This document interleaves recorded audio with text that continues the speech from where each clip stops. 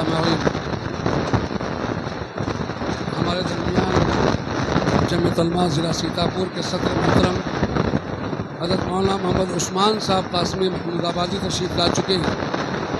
मैं दिल की अमीर गहराइयों से आपका खैर मक़दम और इस्तक़बाल करता हूँ और साथ ही सियासी और समाजी शख्सियत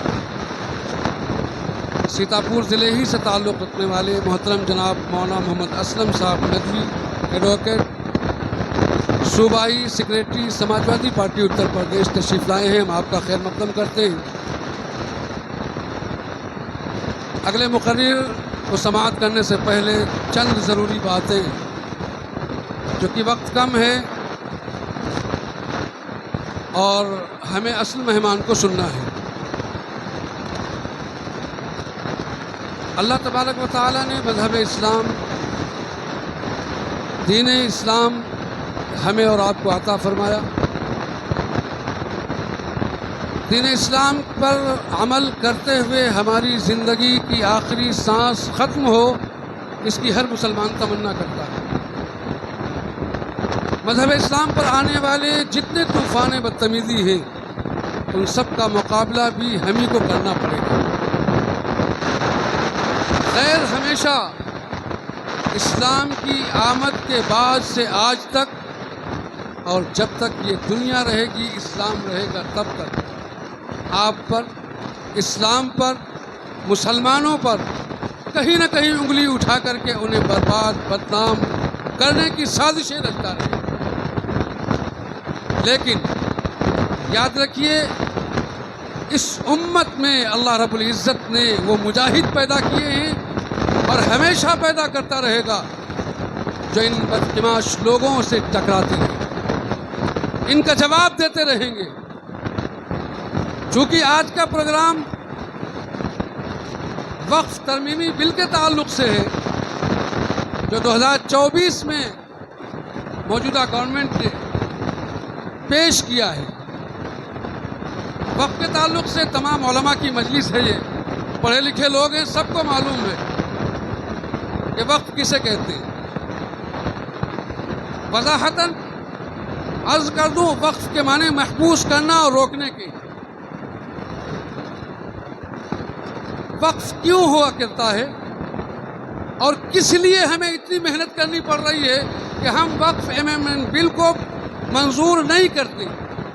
सिर्फ ये दो बातें, हम इस बिल को रद्द करते हैं, मंजूर नहीं करते, उसकी वजह क्या है और वक्फ है होता क्या? अल्लाह रब्बुल इज़्ज़त की मर्जी के लिए, रब्बे ज़ुल जलाल को राज़ी करने के लिए और उम्मत मुस्लिमा की खैरखाही के लिए अपने घर की, अपनी जायदाद की, अपने पास की ज़मीनें या कोई दूसरी चीज़ें अल्लाह के रास्ते में दे देना, इस नियत से कि जब तक ये वक्त की ये जायदाद मौजूद है, ये ममलूका चीज़ मौजूद है, उस वक्त तक कौम उम्मत मुस्लिमा के लोग इससे फ़ायदा उठाते हैं।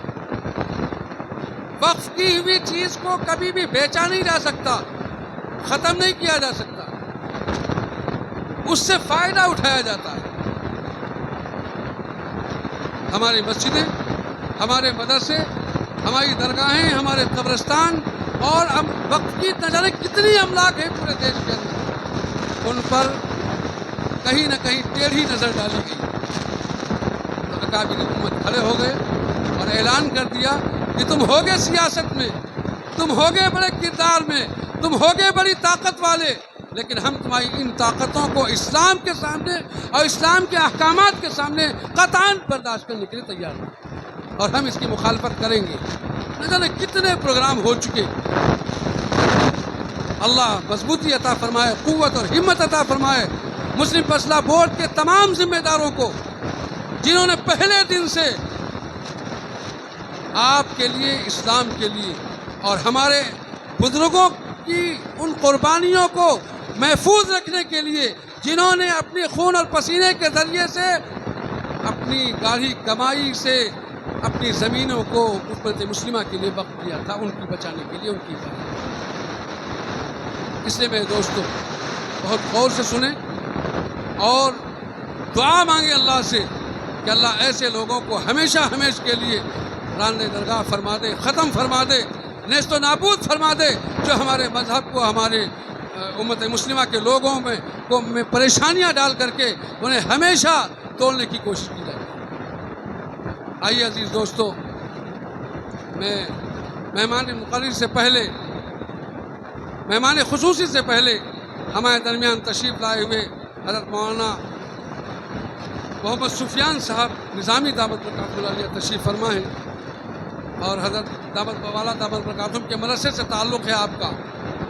میں بڑے ہی ادب و احترام سے درخواست کروں گا حضرت مولانا محمد سفیان صاحب نظامی دامت برکاتہ العالیہ سے کہ آپ تشریف لائیں اور آج کے اس پروگرام میں اپنے قیمتی خطاب کے ذریعے سے ہم سامعین کو محظوظ فرمائیں۔